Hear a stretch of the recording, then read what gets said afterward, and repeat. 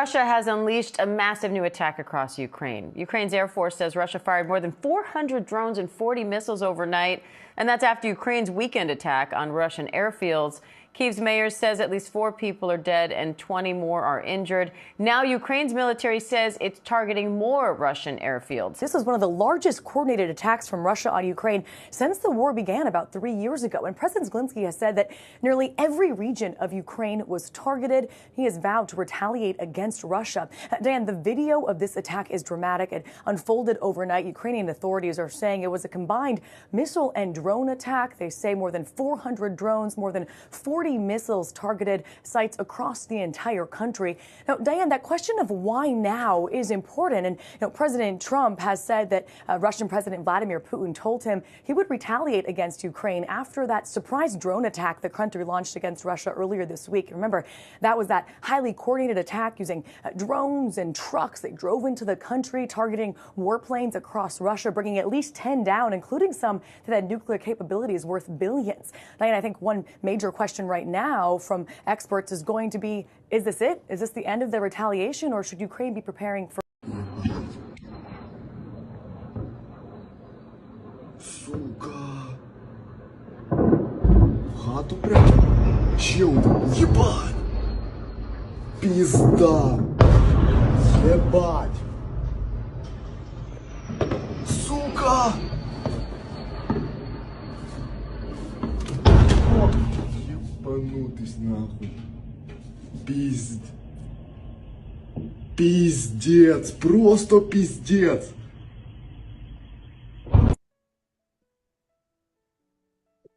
Good evening, viewers. Welcome once again to this episode. Quite a lot to unpack today. Welcome you, Voice on the Move network. There's quite a lot, like I'm saying, we need to unpack, as you have seen on the video that we have shared. The question is being asked, is this all that Russia has to offer in terms of the retaliation, or should you expect more? Welcome once again. I've got my sister on the panel today, also Tinyiko Nkuna. We encourage you guys, please comment, share our videos, like it. We'll try to take some of the questions that you have towards the end of the show. So please, if you're on YouTube, whichever platform that you're on, just drop us some comments, questions. We'll try to get to them. This is a live session. However, if you've got questions that you want to ask, go to our YouTube video, which your YouTube channel, leave some comments. We'll get to them on the next segment. Let's jump right onto it for the sake of time. So you recall that last week on Sunday, Ukraine launched an attack into mainland Russia, basically going after Russia's bombers, nuclear strategic bombers.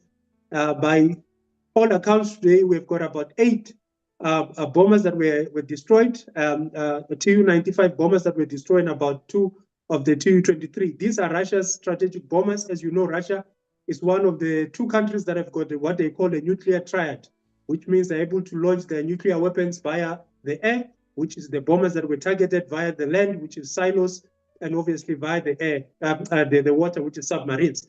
So what Ukraine have done is basically went against the very core defense value of Russia. You will recall that last year, Russia revised their nuclear doctrine, which then gave them power to retaliate if anyone attacked their nuclear strategic goal.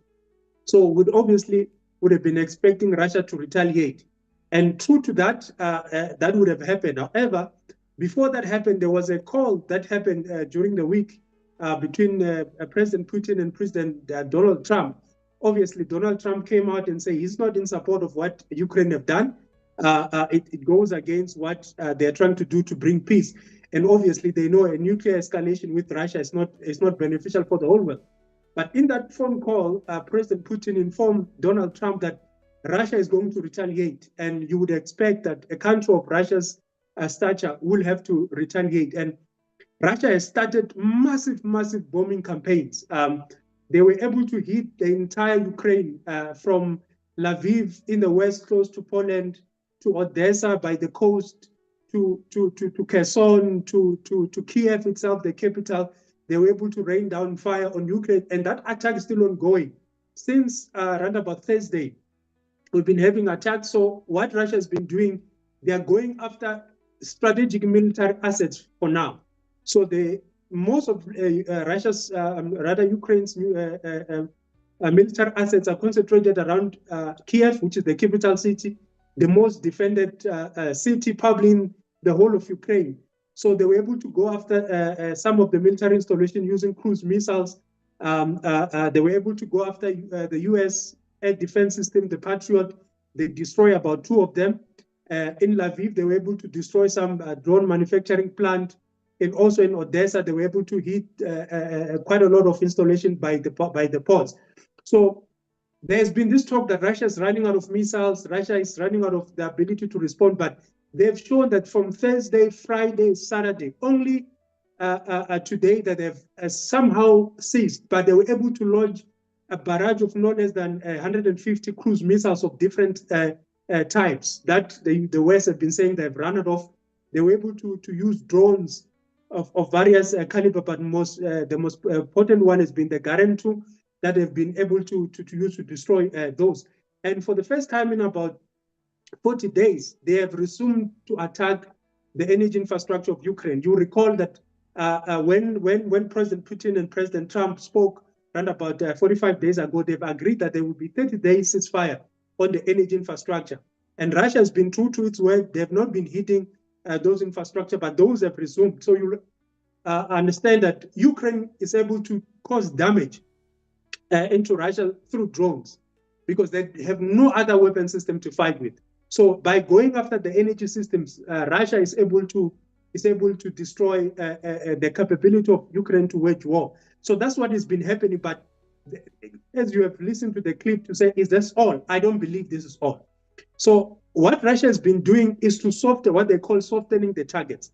So softening the target, it means you are going after the defense capability of your enemy, meaning air defense. Wipe up the air defense. Once your enemy is left vulnerable, they don't have air defense, and you can come with all sorts of weapons. So you'll recall on the videos that you are seeing, those are highly capable Russian caliber missiles, which are quite expensive. Each can go as much as 5 million rands. So you'll recall, you will imagine, not rands, dollars. You will understand that you don't want to throw those kind of weapons for soft targets. So Russia has been able to come with the first wave of highly capable missiles that are difficult to intercept. So they were going after with the caliber cruise missiles, the K-101 missiles, the Iskander ballistic missiles to take out the air defense of Ukraine. The wave that we are expecting to be the retaliation will be a combination of drones, which are quite cheap, but it will be a swarm of drones such that we have never seen.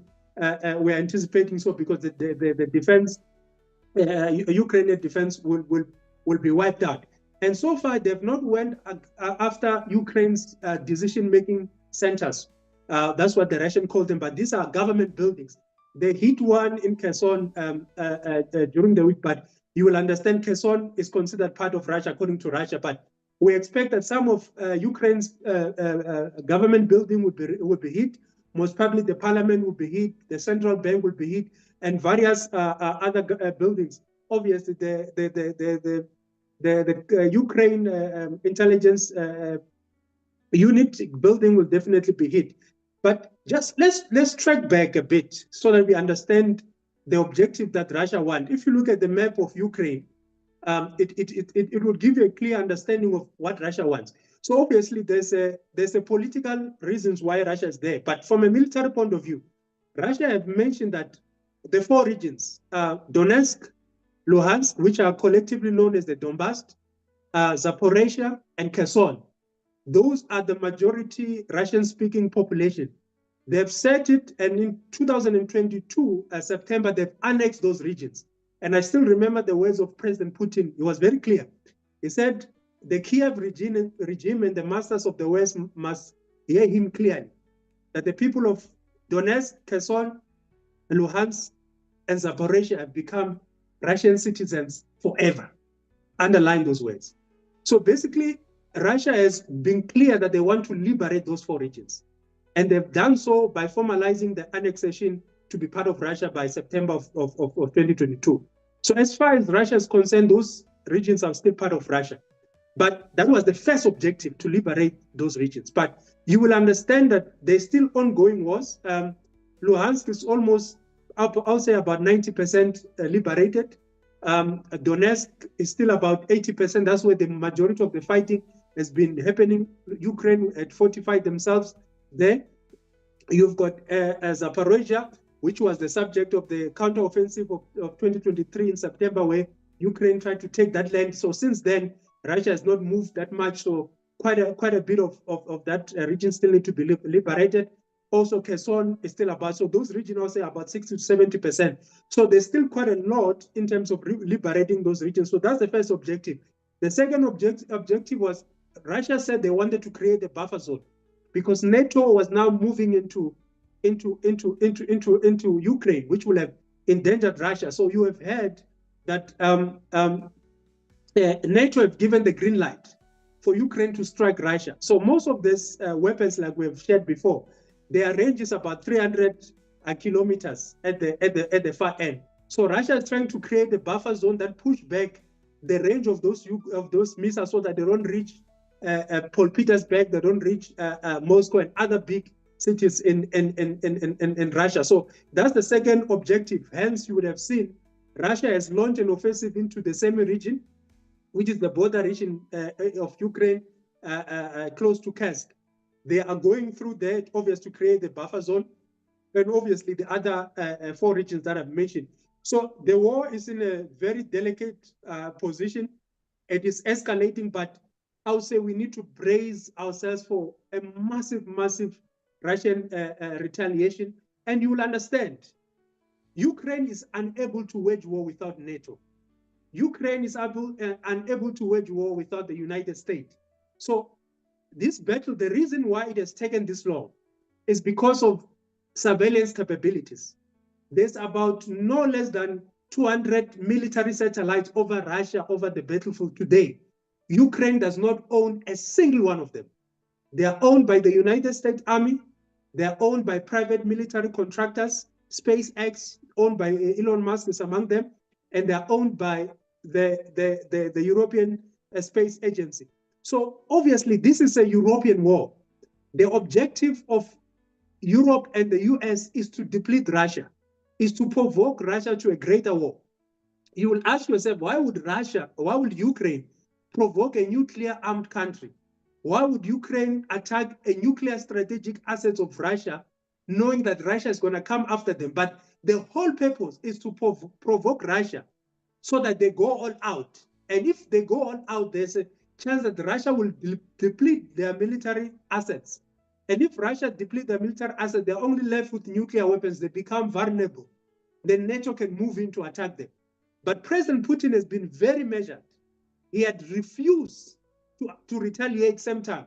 I know a lot of people are saying, why Russia isn't retaliated? Why doesn't he wipe out Ukraine? But he's measured. As I've mentioned, those weapons are very expensive. You don't want to go on an all-out war. This is a war of attrition. To give you a perspective, in 2024, last year, Russia gained territory of about 3,400 square kilometers. So 3,400 square kilometers is an area equivalent to Etequini Metro and Joburg Metro combined. So that's what they were able to gain last year.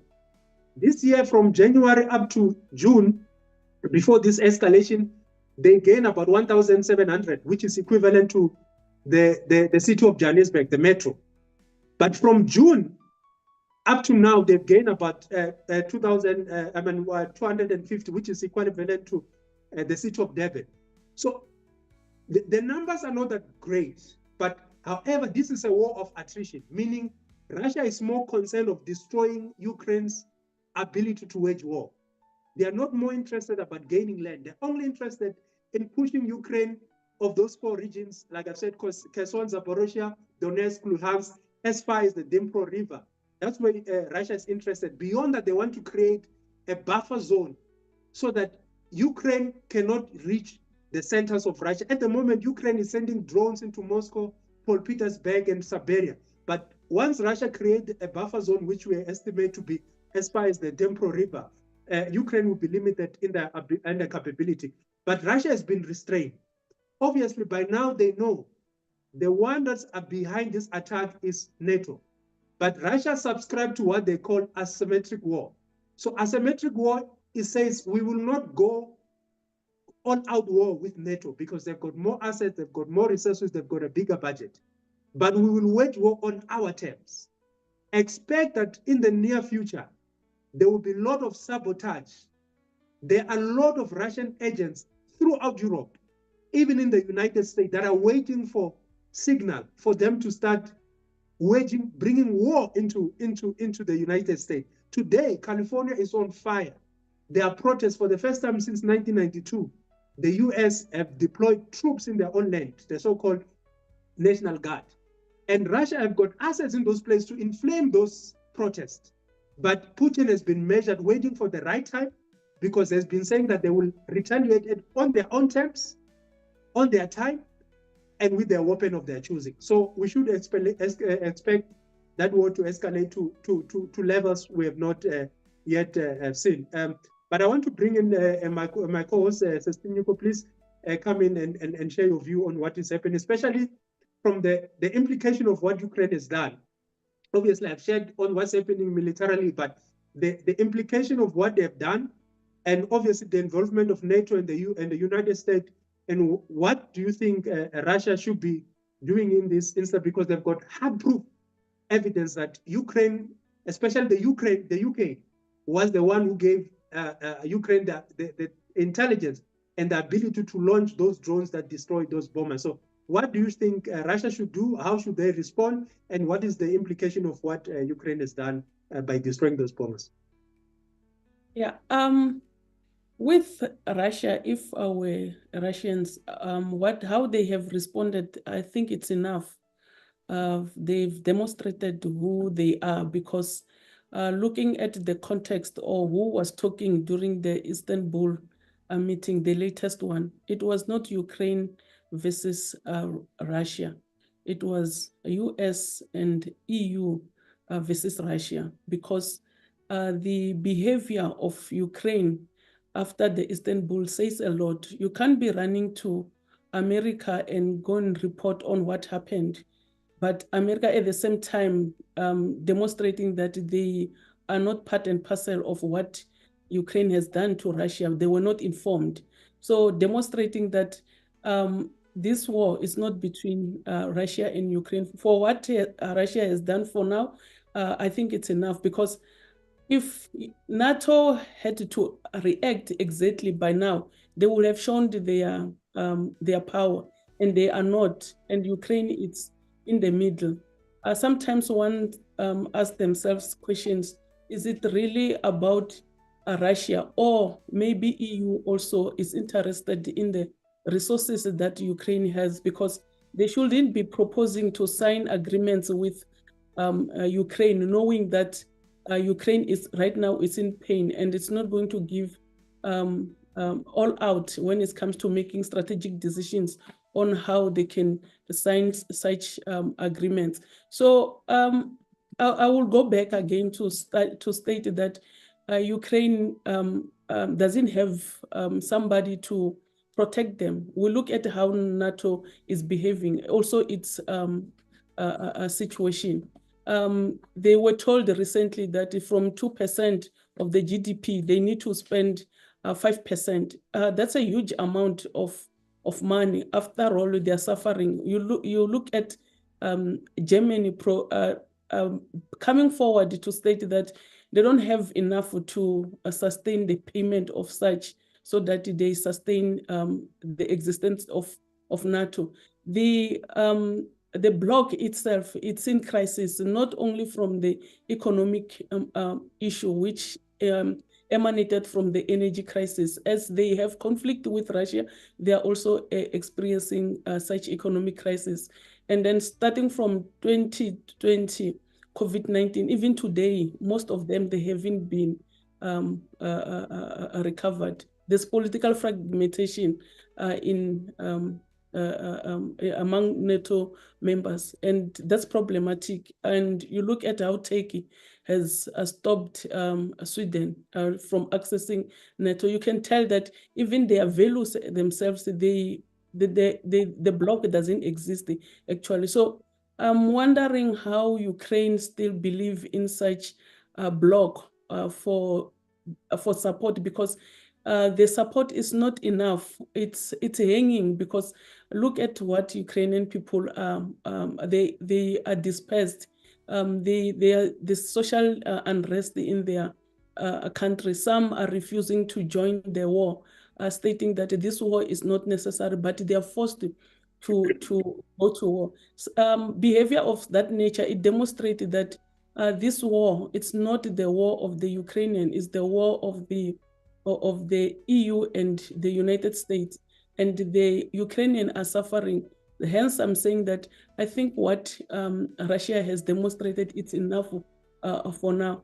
What I will want to see coming from NATO is to stop being stubborn. They need to respect neutral countries, because right now they are so pushy that, especially countries that are in the Russian bloc, especially the BRICS countries. They are so pushy, and those who want to join BRICS, they come after them, wanting to have a relationship with them. So you can tell that they are in pain. They don't know what to do anymore. If the World War III was to start, it would have started long ago, but nothing is happening, because we can demonstrate that they miscalculated.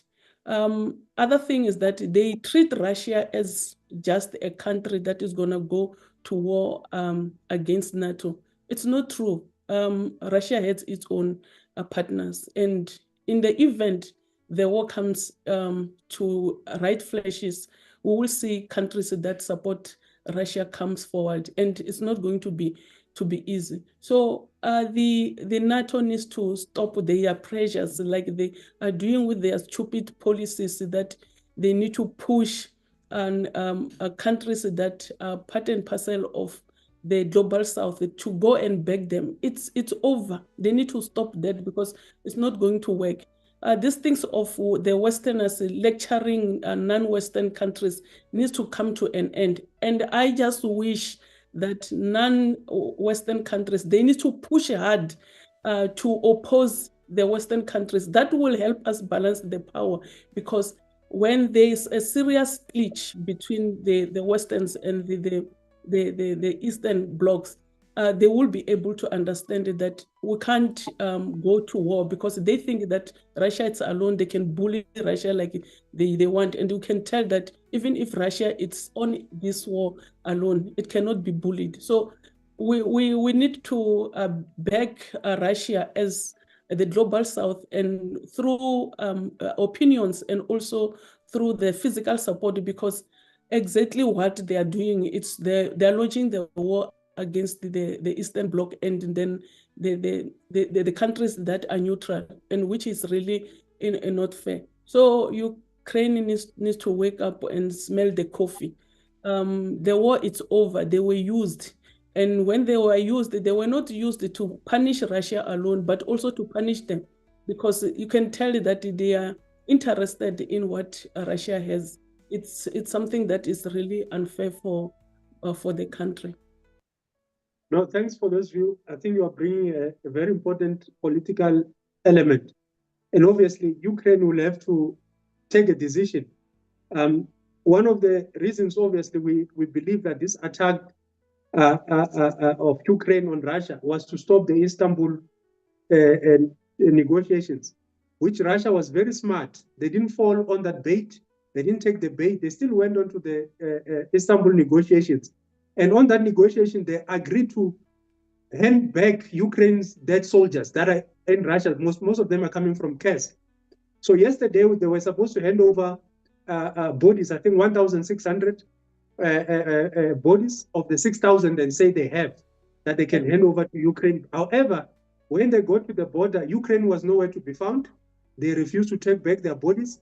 And we know it's the financial implication, because there's compensation in Ukraine for every dead soldier. And the estimates are around $2 billion. If they were to take these bodies, they have to pay about $2 billion to the families of the deceased. And they've obviously refused to take the body. So the financial implication on Ukraine is huge. But Ukraine, I think they're at a point where they are controlled in London, they are controlled in Paris, they are controlled in in Berlin, and they are controlled in Warsaw, in Poland. Those are the 4 countries that are on the forefront of trying to wage war. It's quite open now. This is not a war between Ukraine and Russia. It's a war between NATO, supported by the United States, and Russia. However, I don't believe it will go nuclear, because part of the reason why NATO is not attacking Russia directly, it would be suicide. There's a doctrine in nuclear understanding, it's called the doctrine of mutual destruction. What it means that a direct war between US and Russia will inhale the entire globe. Those countries have got about 5,000 plus nuclear weapons. They will destroy each other and destroy the rest of us. So, but they're happy to keep on using Ukraine. But the thing that will then happen is the revolt internally. And Russia is very strategic. By saying, here are your dead bodies, they are now creating a situation for Ukraine that if they refuse to take the dead bodies, then the population will begin to move away from this propaganda of the West to say Russia wants to revive the Soviet Union. That's why they're doing this. Then they'll realize that it's them that are dying. It's them that are not being compensated. Now they are rounding off soldiers as young as 18 years old to the forefront. They are now even increased the age to say people of 60 years plus must go there. The Ukrainian population will rise up and say, what's in it for us? Our minerals have gone to the US with the so-called mineral deals. And funny enough, the most fertile and the most mineral-rich part of Ukraine, if you see on the map, is the eastern Ukraine. From east of the Dnipro River, that's where most of the minerals are. And that's the areas that Russia have annexed. So if Russia annexed those regions, it means Ukraine is left as a vassal state. And if Russia takes Odessa, which gives Ukraine the only access to the sea, it means Ukraine will remain a landlocked country, which is not viable. Hence, the only way out of this is to negotiate with Russia. And it will be difficult for Russia to hand over back those 4 regions. However, Putin was very careful. He said those people are Russian citizens forever. He did not specifically say those 4 regions are Russian forever. He said he's talking about the citizen. Earlier, Russia was prepared to resettle some of those people into the border, because Russia is a big country if they wanted to. But now it will be quite interesting. There's also financial incentives for Russia. After they've lost so many soldiers, it will not be easy for them to just mere hand over the mineral-rich eastern part of Ukraine, which historically has been Russia. But it's interesting. We'll see how it goes. But I want us to move to another section, Sestinyu. Today, 8th of June, marks an anniversary where 147 soldiers of the US were killed by Israel.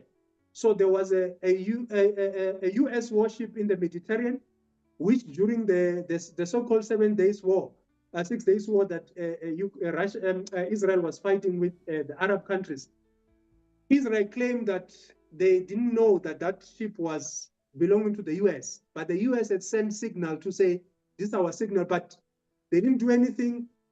As a matter of fact, the US then went on to support Israel in this war. So we are in a very historical day that we know Israel is probably one of the few countries that have caused so much losses in one day for the US, and the US did nothing. So I want you to take us through Israel as a country, some of the conflicts that have been fighting that has led to some of the escalation. We know majority of the citizens that are in Russia, that are in Israel today, are coming from Poland, are coming from Russia, still coming from Latvia, Lithuania, the so-called Baltic state. So these conflicts are linked.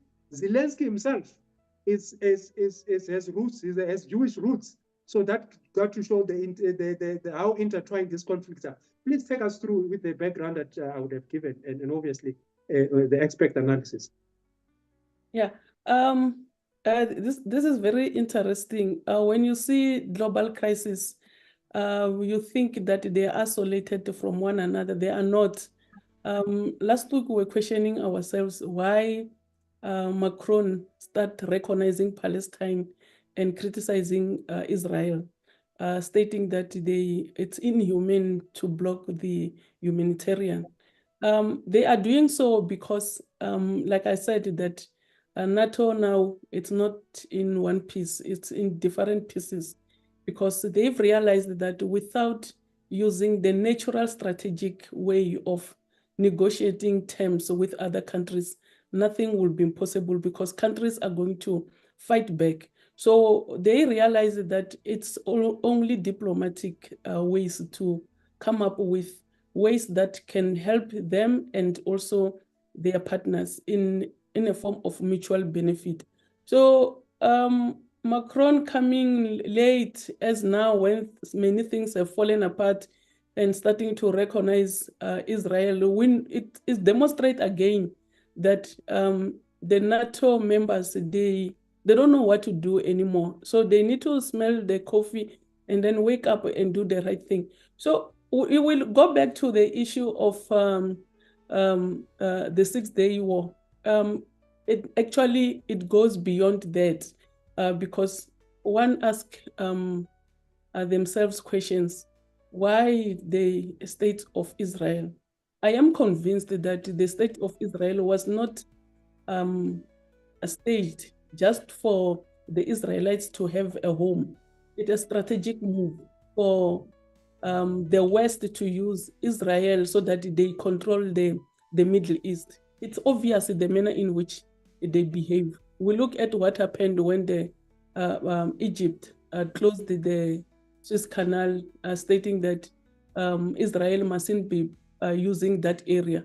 And then Israel reacted. It demonstrated that who was behind that, because we saw France and Britain getting angry, and then America acting to be neutral, that we're not going to be part and parcel of this war because we can negotiate. They even launched a talk in a form of an event that was supposed to be participated by a number of countries. And then Egypt didn't participate and they got angry. So they planned the war that let's go and Israel needs to launch a war, and then Britain and America will come and act like as if they are stopping the war, but they were behind these evil plans. And then we'll go later to the issue of the 6-day war. The 6-day war, it's a painful story that emanates from the context of the issue of the Suez Canal and Israel being used as the country that assists the West to benefit and to steal from the Middle East. So the people in the countries in the Middle East, they were not asleep. They were able to see that Israel is not for them, but it's for the West. Remember when Nasser, the leader of Egypt, stated that they left black and came back or as white people. That's demonstrated not the skin color, but the behavior, that they behave exactly like the Westerners, who their role is to loot. We know what they are doing in the whole world, evil tactics. Hence, we talk about NATO going after Russia because it's for them to want to dominate and to ensure that they get things in a cheaper manner, but they don't want to pay. They want to be the leaders. So the 6-day war, it's a painful story because yes, Egypt spoke, demonstrating that they want to fight Israel. And it was said that it was USSR that came with the story, but they didn't start the war. Israel is the one that launched the war. But when you look at the manner in which they have won the war, you can tell that they were not alone. They were with the Americans, but the Americans were stating that we're not going to be part and parcel of the war, but we know that they were there. Lots of information that are declassified that were used by the Central Intelligence Agency as a way to manipulate the other countries. So that painful story, it demonstrated that Israel, when you look at the map, where it wants to control, even the current fights that they are launching today, it's all about expanding themselves and creating buffer zones so that none of the Middle East countries be able to touch them. But unfortunately, I'm looking at Syria. Syria is gone. It's in the hands of Israel. They can do whatever they want with the current leader, Al-Jalan. Al-Jalan, we know who he was. He was a serious terrorist, but today he was recognized. The reason why they recognize him because they know that there's no leader. They will be able to do whatever they want to. So they are coming back to the countries that we are able to tell that it's all about expansion. But the question is, are they really winning? They are winning because they killing the leaders of all these groups that are able, they're so intelligent, are able to fight back. We'll look at Qasem Soleiman, how he was assassinated in a painful manner. There was also a story where they killed the gentleman who was responsible with coming up with the nuclear weapon for Syria.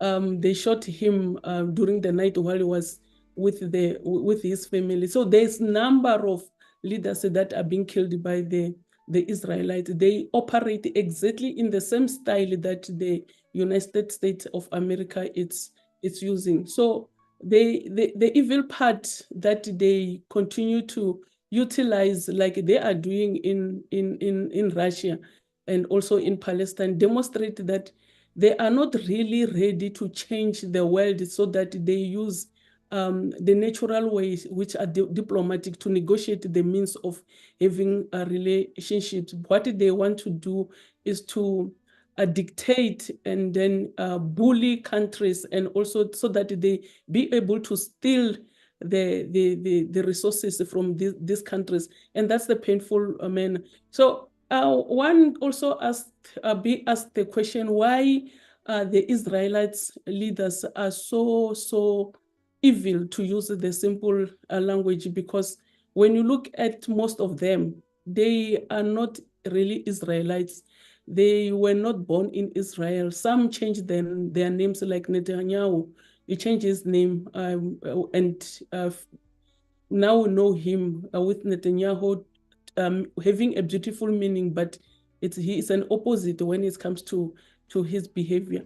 We have this the Israelites security minister, who Ben Gvir. He's so evil when he talks about the Arabs. You can demonstrate the hatred in his actions on the Arabs. And then you ask, what is that the Arabs have done? They are protecting themselves. They are protecting their areas because they've been there for centuries. And then the Israelites just came back now and wanting to lead the area, because they've realized that there are natural resources that can make them to be so wealthy, but they are really not making it because there's surely a resistance. So when we look at what's happening in the whole world, the fights between the Ukraine and Russia, and also Palestine, and also the Israelites, you can tell that it's not an individual war. It's the war that linked to the West, the West wanting to dominate in an evil manner. So I don't know what's your take, my brother, from this context.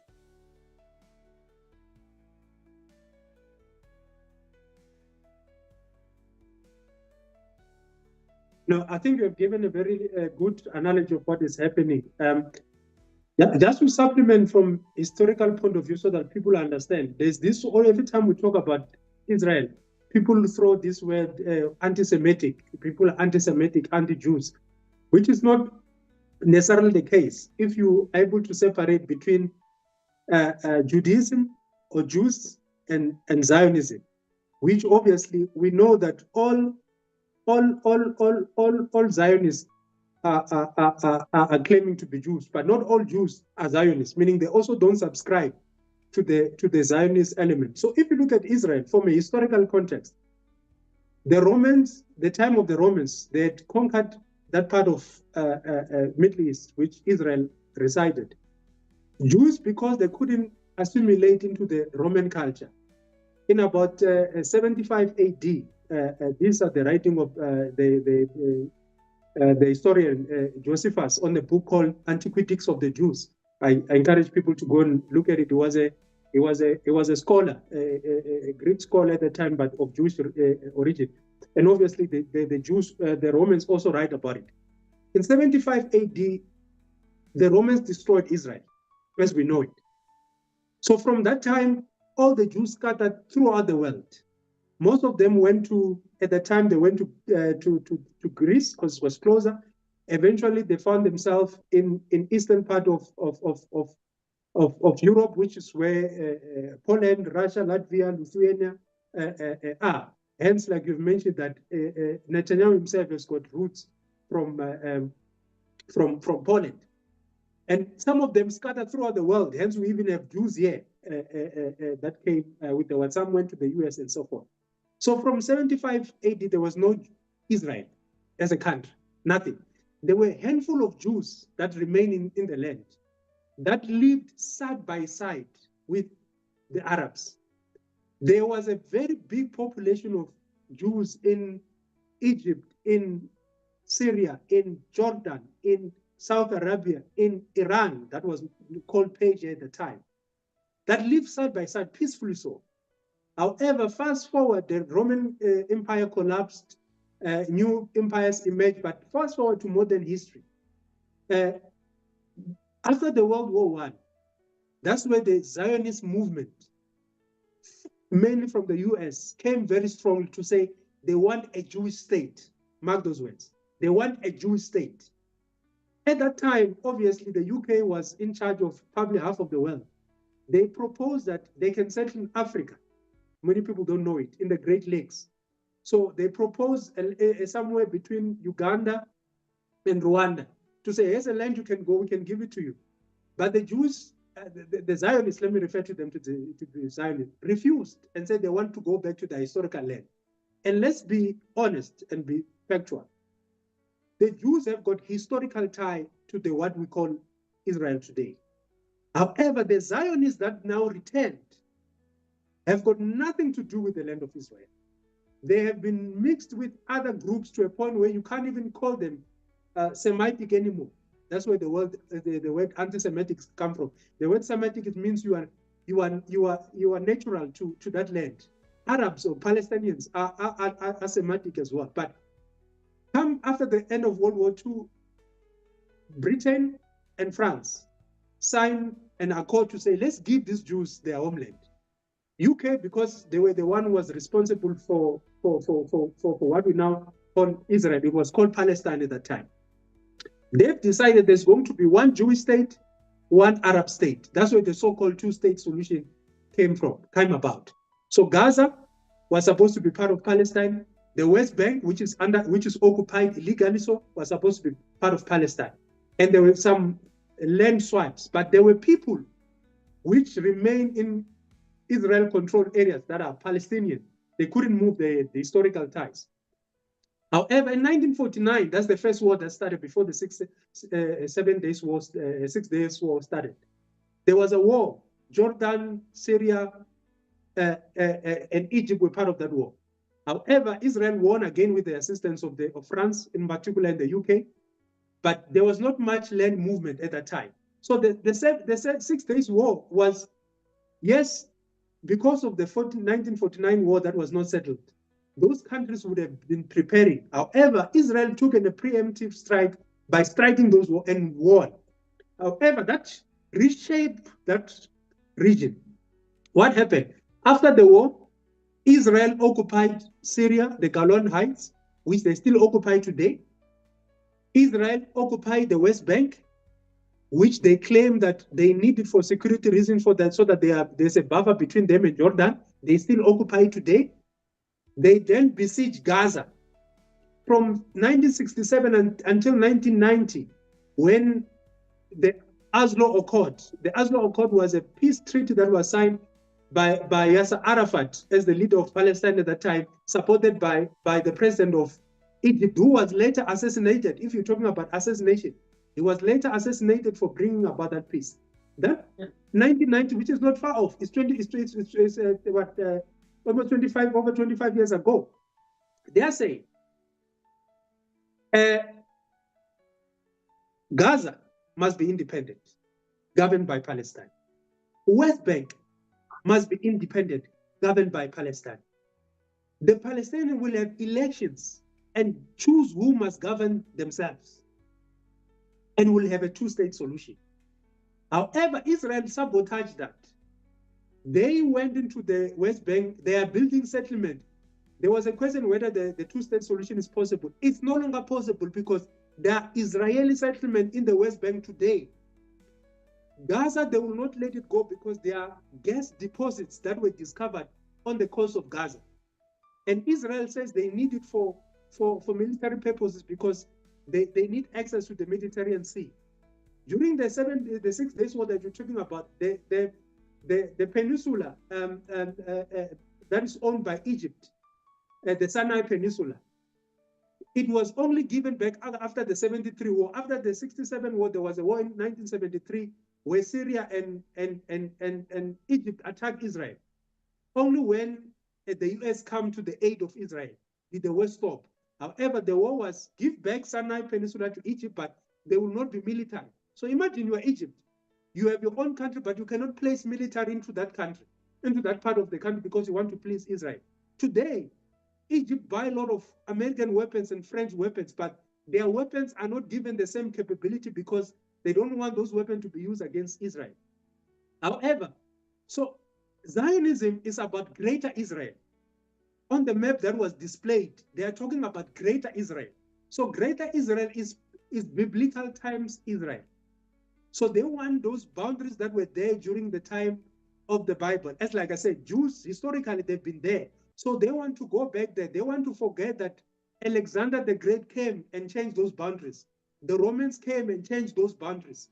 Europe came and changed those boundaries. Hitler in his wars that engulfed the whole world came and changed those boundaries. The British Empire came and changed those boundaries. So they want to say, forget about 2,000 plus history. We want to go back to 4,000 years ago, during the time of Abraham, who was promised by God to say, have the entire land. So we cannot go back there.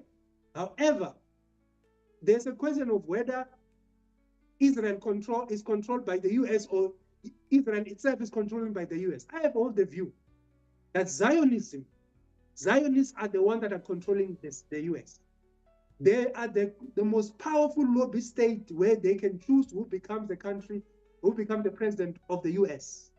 And through that support, today Israel receives about $21 billion annually of military aid, the biggest of any country. To put it into context, the country of Rwanda, which is among the fastest growing countries in Africa, has a GDP of about $21 billion. $1 billion. That's the same amount that is given to the US. So I don't see that coming to an end. However, the greater Israel will have to take the back seat because if you look at how the Arab countries, the Gulf countries, Saudi Arabia, Qatar, they've been orientating themselves and aligning themselves with the US. There was the so-called Abraham Accord that was signed the last time Donald Trump was president. They were saying they want to normalize relationship with Israel. Saudi Arabia, Qatar, Egypt, Jordan, they wanted to normalize a relation with Israel. Perhaps then, if those countries allowed to be the vessels of the US, by extension, Israel, they might be spared from the greater project that you see on the map that they want to take part of Egypt, part of Saudi Arabia, the entire Jordan, part of Syria. Syria is gone. We have said it that when Turkey invaded Syria as a forefront, Israel stood back and said they're not involved. They knew Turkey was after Syria because they have a Kurdish problem. There are Kurds, which is an ethnic population that is in Syria, that is also profound in Turkey, that wants independence. They were going after the Kurds, who are mostly in the northern part. But Israel today, they are finalizing a military base in southern Syria, 40 kilometers from the capital of Syria, Damascus. So forget about Syria, it's gone. Forget about Golan Heights, it's gone. Egypt is soon going to lose the Sinai Peninsula, just like they did in 1967. So that is the Jewish problem. However, the world is beginning to wake up. Today, there's a flotilla, rather a ship that is going to Gaza with some of the humanitarian people, especially that lady from, I think, is Sweden. Israel is threatening that they will stop that militarily. This has got prominent civil rights organization in Europe who are saying, we are tired, we're going to deliver aid. It's quite interesting what will happen today. If they stop that militarily by force, they will then be alienating themselves from Europe, because Europe has a moral dilemma. They are able to continue to support Israel, especially that they are starving Gaza. They don't allow aid to go in.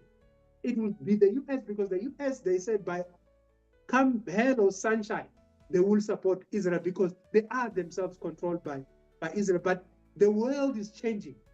The global order is being rearranged to a point where Europe, you might find that they might soon break with the US, and by breaking with the US, they will begin to be more independent in their thinking. And that's where you will see the relationship in the Middle East begin to be rearranged, especially with the nuclear deal, which I believe we'll talk about on one of the segments between Iran and the US. That obviously Israel hope that Iran and the US will go to war, but the US is not interested to go to war with Iran, because it will cause global catastrophe, and it will draw in Russia, it will draw in North Korea, it will draw in possibly China. But the global order is changing, and it will be quite interesting to see what will happen in Masjid. Yeah. So Butmatimba, when we talk about the religion pushing the Israelites behind, and we say that the Americans are jiving to this tune. Yes, they are jiving to this tune, but they don't exactly know what they are jiving from. We look at Benjamin Netanyahu. His belief system is a secular Jewish nationalist, and is different from Ben Gvir religious belief, because that one is a Kahanist ideologist. It's completely different from the one for Netanyahu. And then we look at other historical leaders in Israel, like Benin. His role in the government was pushed through religious Zionist nationalists.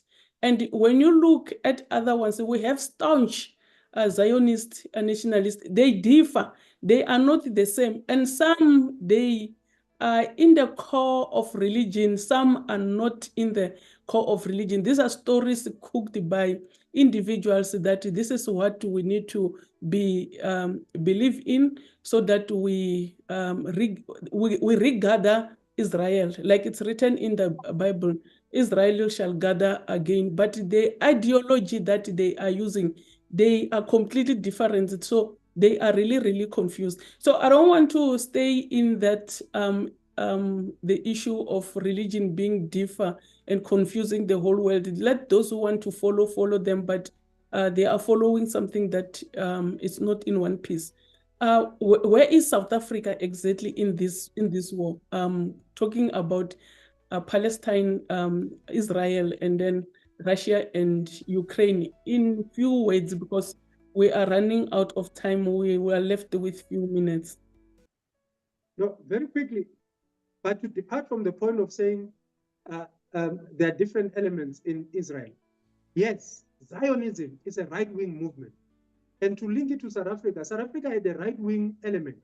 Yes, there are different groups of white people in South Africa. You've got obviously the English that from the British, you've got Afrikaners, but even among Afrikaners, they are radical right-wing, AWB of the branch, if you recall.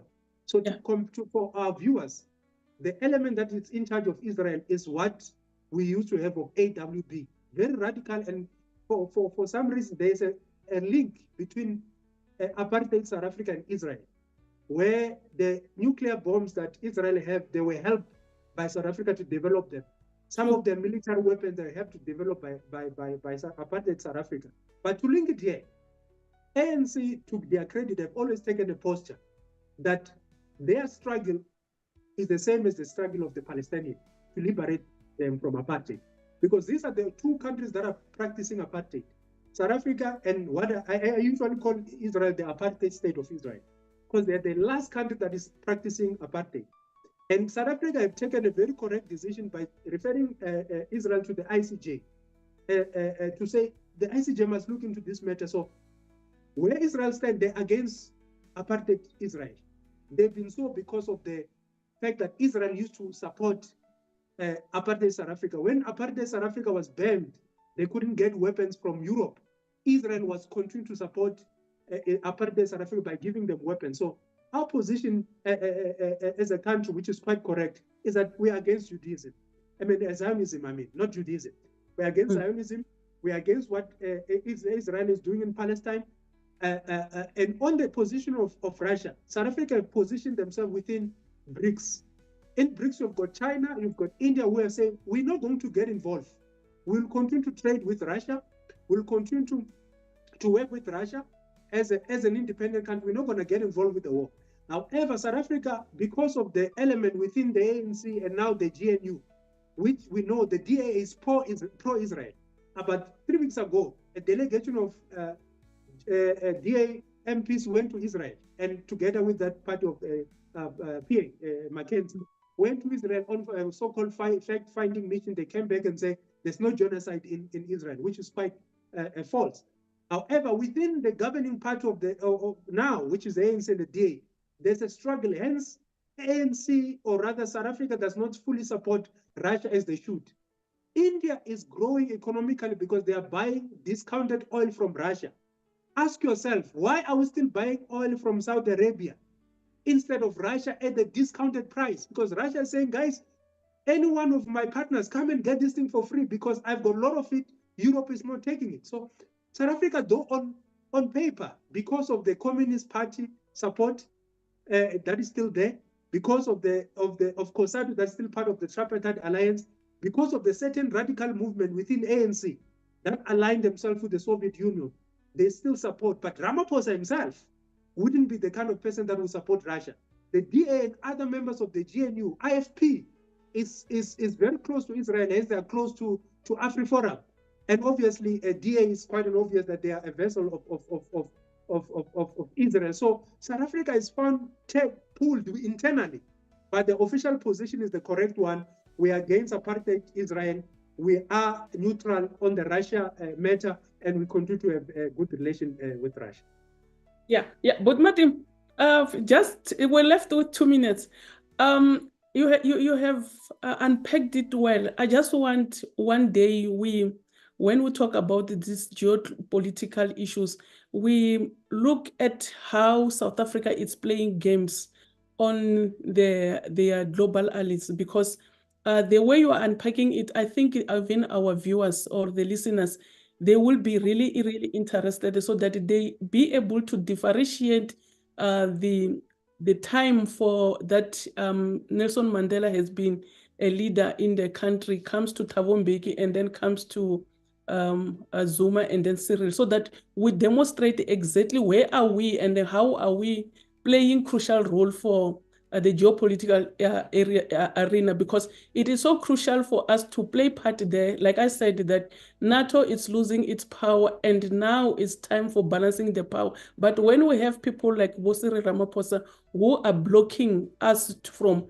accessing that power, it's a detrimental for South Africa. So I just wish maybe in the next Sunday we delve into these issues, because they are very, very critical. Because we have said a lot about what's happening globally, but let's try to contextualize South Africa.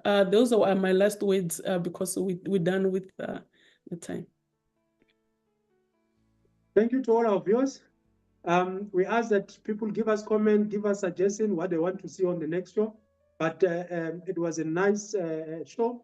We expect quite a lot of interaction. Thank you, Tinyiko, for giving us a good context, especially to give our viewers the understanding of what will have happened with Israel. But good night to all our viewers. Thank you.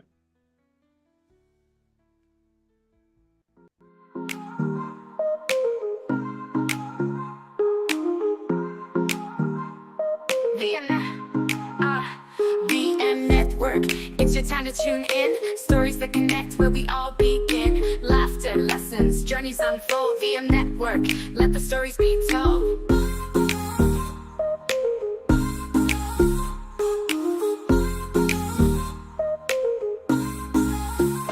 VM Network. It's your time to tune in. Stories that connect where we all